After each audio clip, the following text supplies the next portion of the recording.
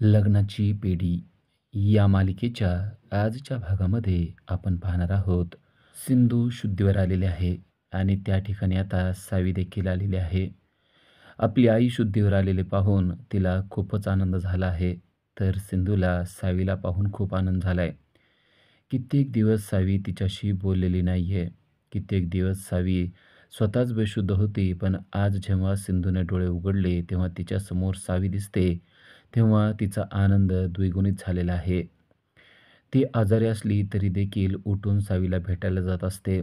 खरं तर राघव तिला उठू नको म्हणत असतो, पण सावी दिसल्यानंतर ती तिचं सगळं आजारपण विसरूनच गेलेली आहे आणि ती बेडवरून उठून डायरेक्ट सावीकडे जाते. तर सावीसुद्धा आता तिच्या आईकडे येते. दोघीही एकमेकीला घट्ट मिठी मारून भेटतात आणि दोघी पण एकमेकीविषयी आनंद व्यक्त करतात. सावी म्हणते, की "आई तुला काय झालंय? पट्टी कशामुळे बांधलेली आहे? तुला बरं वाटतंय ना?" तर सावीला जवळ घेऊन सिंधू म्हणते, "मला काहीच झालेलं नाही आहे बाळा. आता तू माझ्या जवळ आली आहेस ना, तर मी सगळं विसरून गेलेले आहे. मला काही झालेलं नाही आहे. तू जवळ ये." असं म्हणून सिंधूने सावीला जवळ घेतलेलं आहे. दोघीही आनंदात आहेत. "किती दिवस झालं बाळा मी असं तुला बोलायला त्रासून गेलेले होते. तू माझ्याशी बोलत नव्हतीस." असं म्हणून सिंधूने तिला जवळ घेतलंय. तर सावी देखील आईला म्हणते, की "आई, किती दिवस झालं मी तुला असं पाहिलेलंच नव्हतं आणि आता तुला पाहते तर मला किती आनंद झाला आहे. आता मी तुझी खूप खूप काळजी घेणार आहे." असं सिंधूला सावी बोलते. तेव्हा सिंधू म्हणते, "मी तुझी आई आहे ना, मी तुझी काळजी घेणार." तेव्हा सावी म्हणते, "तू विसरलेस वाटतं. तू आजारी असली की मी तुझी काळजी घेत असते ना, मी तुझी आई आहे." असं जेव्हा सावी म्हणते, तेव्हा सिंधूला खूपच आनंद होतो. "हो बाई, तूच माझी आई आहेस." असं म्हणून सिंधू स्वतःचे कान धरते आणि खरं तर ती आनंदच व्यक्त करत असते. सावीच्या त्या नटखट बोलण्याचा सगळ्यांनाच अगदी हेवा वाटत असतो. सावी आणि सिंधू एकत्र आलेले पाहून सर्वांचेच डोळे पाणावलेले असतात. सर्वांनाच बरं वाटलेलं असतं, की आता कायमची इडापिडा रत्नपारखी घरातून निघून गेलेली आहे आणि रत्नपारखी घरात आता सुख आणि शांती आलेली आहे.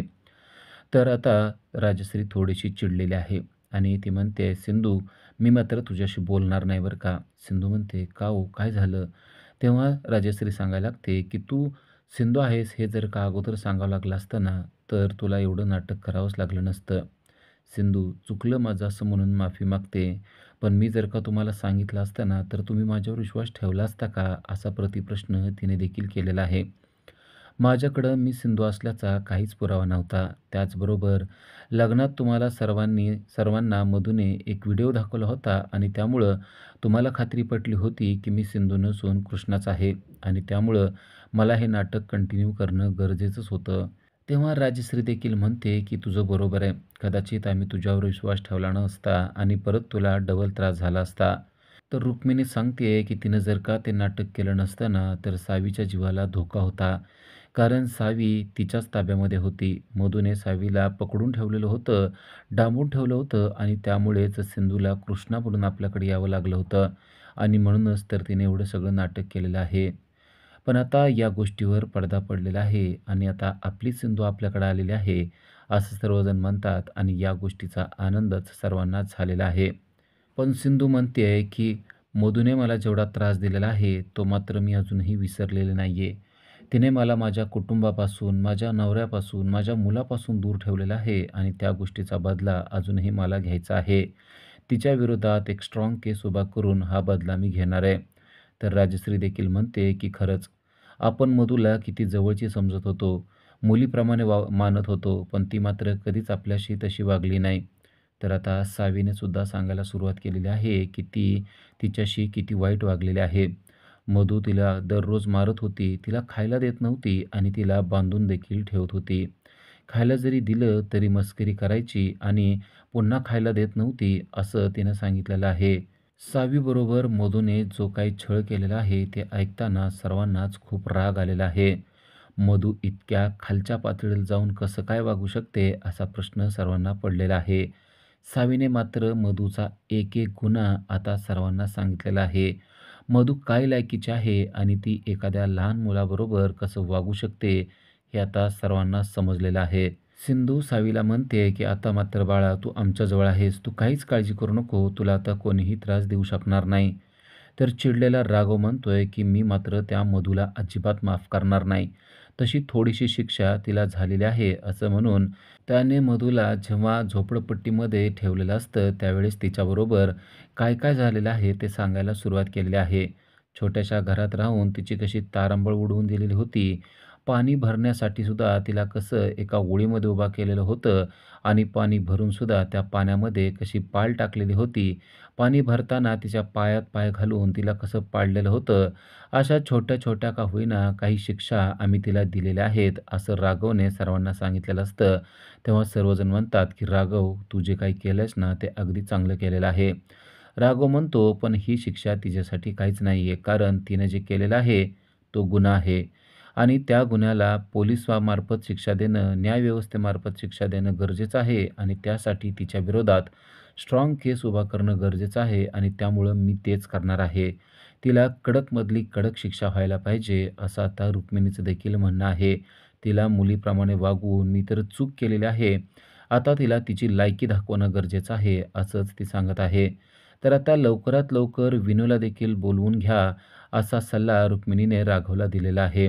कारण आता विनू आला तर आपली फॅमिलीच पूर्ण होऊन जाईल आणि आता सगळेजण आपण मधूशिवाय सुखी समाधानाने, आनंदाने राहू शकू, असं ती राघवला सांगते.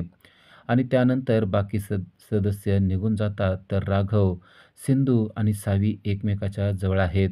राघव त्या दोघींनाही जवळ घेतो आणि त्यानंतर सावी सिंधूला भरवताना आपल्याला पाहायला मिळतंय. सावी सिंधूची काळजी घेते, तर सिंधू देखील राघव आणि सावी यांना भरवत असते. राघव या दोघांमुळे अगदी खुश झालेला आपल्याला पाहायला मिळतोय. दोघींनाही जवळ घेऊन राघव बेडवर शांतपणे झोपलेला आहे.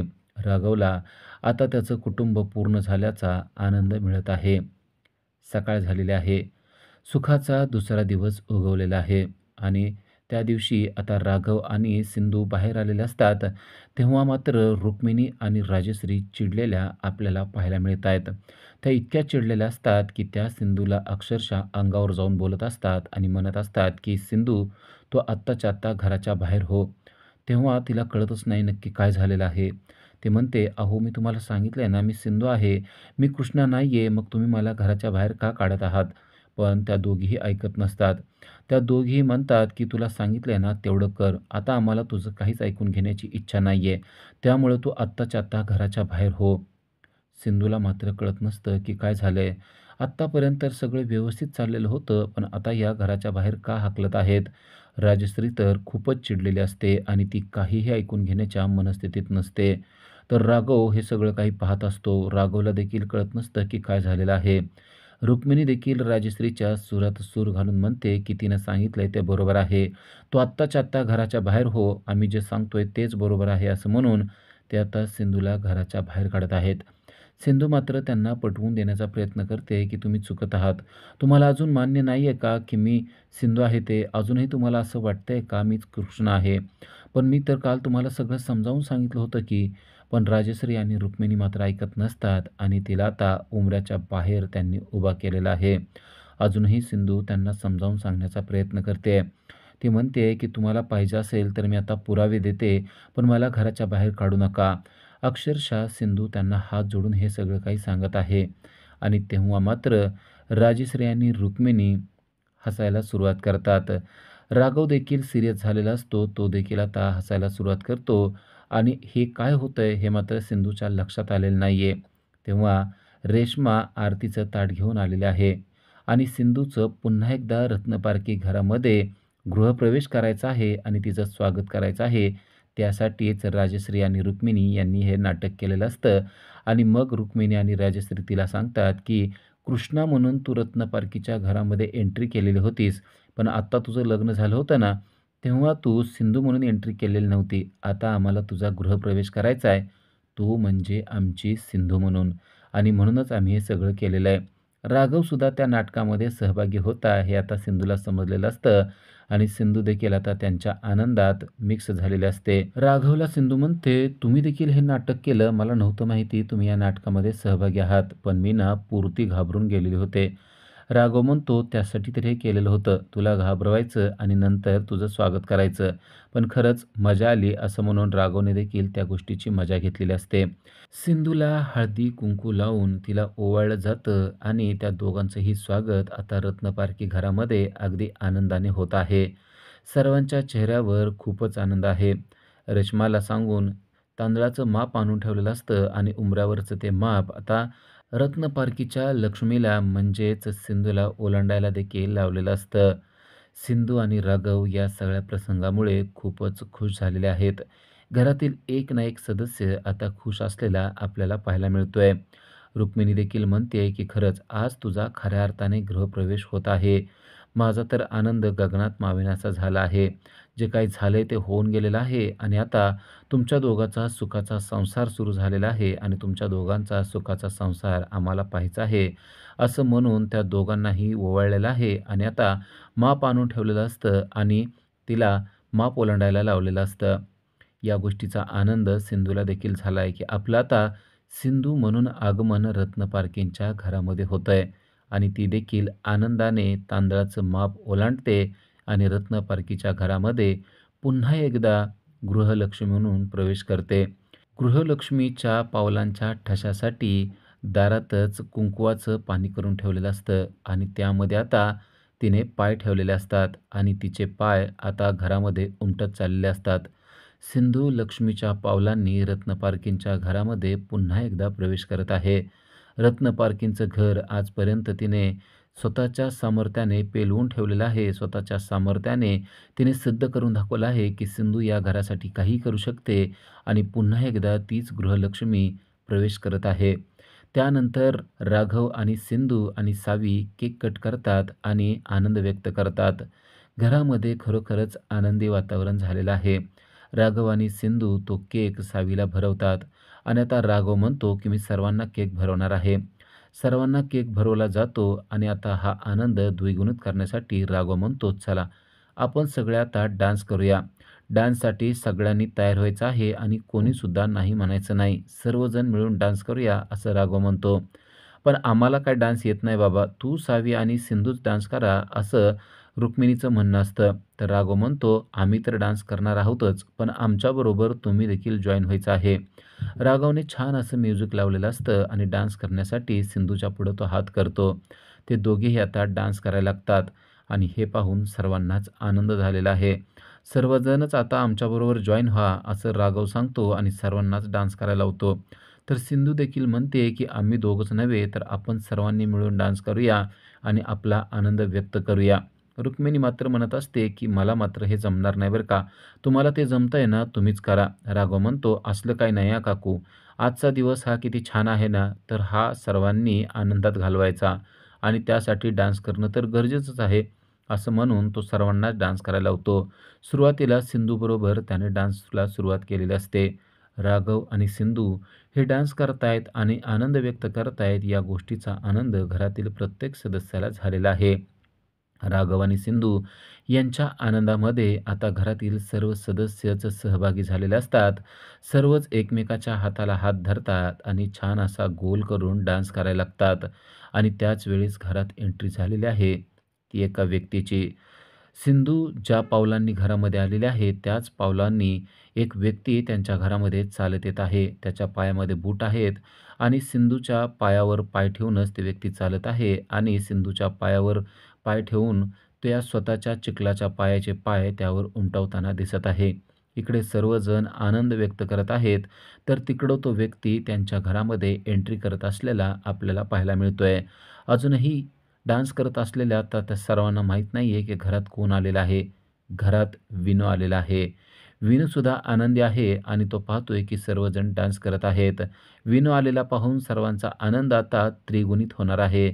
कारण सिंधूचं आगमन, घरामध्ये डान्स आणि आता परत विनूसुद्धा आलेला आहे. त्यामुळं रत्नपारखी कुटुंबातलं एक छोटंसं कुटुंब पूर्ण झालेलं आहे. राघव, सिंधू, विनू आणि सावी असं त्यांचं कुटुंब एकत्र आलेलं आपल्याला पाहायला मिळतंय.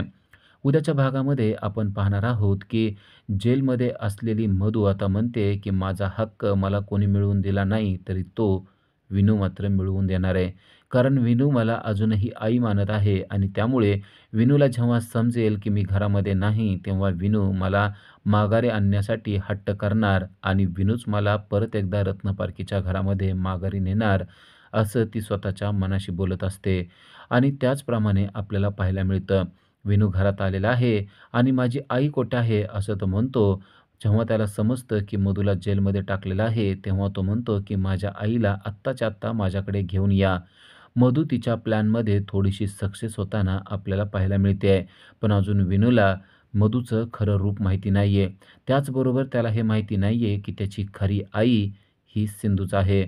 आता सिंधू आणि राघव हे त्याला कसं पटवून देणार ते आपल्याला पुढील भागामध्ये समजणार आहे.